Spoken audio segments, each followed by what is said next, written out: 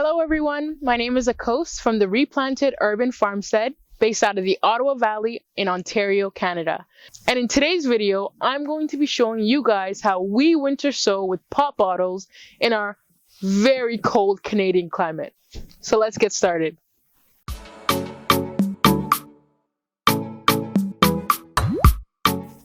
The whole idea behind winter sowing is to forego the seed starting trays, grow lights, and even the space you'd waste indoors, starting plants that need to be hardened off, then potted up before being finally transplanted. With winter sowing, you create a microclimate in this mini greenhouse system. It creates plants that are much stronger. They don't need to be hardened off. They're weathered, so they are already acclimatized to your climate, being outside, and they can go directly from their jug or jar into the ground. So we're going to start off by preparing our bottles. So we collected these bottles from friends and family in our neighborhood, and now we want to wash them, remove the labels, and then cut them in half. The reason why we're using pop bottles in our scenario is because we don't actually get milk in jugs here in Ontario. If you can get jugs, definitely go for the jugs. But in this case, we don't have milk jugs, so we're using pop bottles, which is sufficient for this application.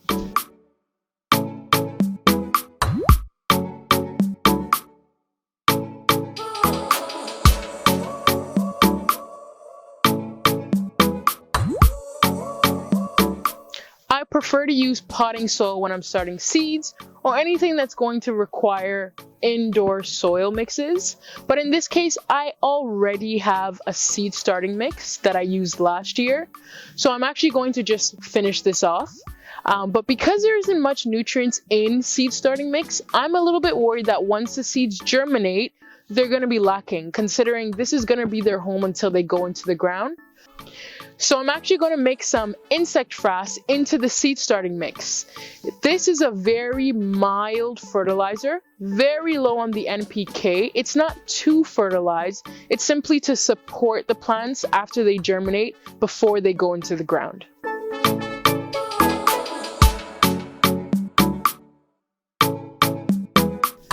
I'm saturating the water in the bucket before I place them into the bottles because in this case, peat does not saturate well. I tend to find that once I water it, after I put in trays or in the bottle, the bottom layer is still dry even though the top looks wet. So when I pre-mix it with water, it ensures a consistency of moisture that's much more desirable for starting seeds. So I'm looking for a soil consistency that once I clump it in my hands will hold together ever so slightly, but won't be dripping with water.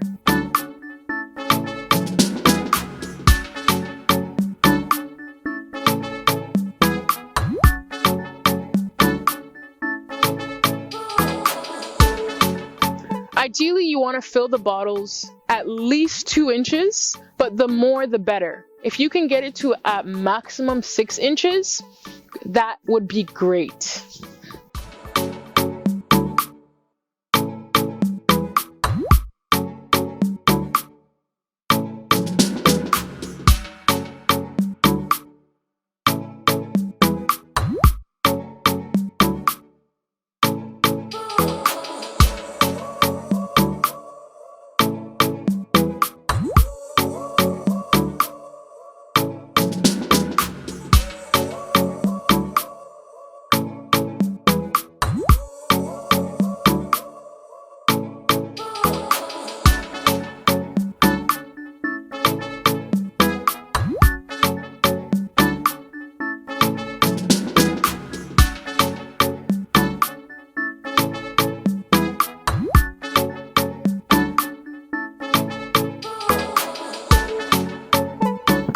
So now that I'm finished with the soil, I want to get started on the seeds. There are specific seed varieties that do best being winter sown, especially when you're in a cool climate like us. You do not want to winter sow tomatoes and watermelons or cucumbers. Heat-loving vegetables like that are not ideal simply because our season is way too short. By the time those seeds germinate, they won't have much time to mature and then fruit for you to make a worthwhile harvest. So you do want to dedicate room indoors to propagate those types of plants. But in our particular context, we're looking for seeds that on the packet will actually say to put it in the fridge or the freezer prior to sowing. So those seeds tend to require cold stratification. So that thawing and freezing and thawing effect helps thin out the seed coat so that seed can germinate. Those are perfect for winter sowing. The second category are seeds that are perennial to our zone. So you know that those seeds will do perfectly fine in that cold winter environment.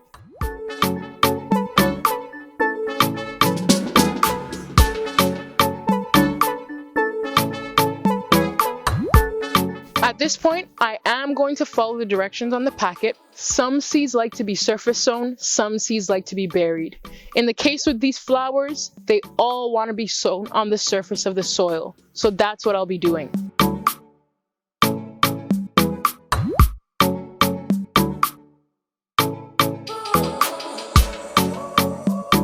Then I tape each bottle immediately after putting the seeds in. You do not want to put the seeds in and then tape, because this is where you're going to be labeling the bottle. So put the seed in, tape it immediately, and then write what the variety is or the seed is on that tape. I prefer duct tape. It just adheres better to the plastic, and it also allows you to write on it. The third category of seeds that we will be winter sowing are cold hardy annuals. So in this case, we have a few brassicas that we're sowing. For those of you in cold climates, you know how spring is. It tends to fluctuate in temperatures all throughout the day. So with brassicas that are cold hardy, they don't mind temperatures dipping below zero in those bottles. It won't be a problem at all for them, so they are an ideal candidate for winter sowing. And in this case, I'll be burying the seeds because these vegetables want darkness to germinate. Ideally, you want to drill holes in the bottle before you put the soil in, but in our case, we forgot. But that's okay. As long as you don't tip the bottles too much, it shouldn't be a problem at all. Make sure you do not forget the holes because drainage is extremely important. Snow is nature's insulation. If you live in a cold climate like ours where it gets down to negative 30 degrees Celsius, you want to ensure that your bottles are buried. In this case, we already have snow on the ground, so I'm digging a trench to place those bottles in, and then I'm going to completely cover the bottles in snow from around my yard. This is going to help ensure that the temperature in the bottle stays stable and is regulated by that insulation.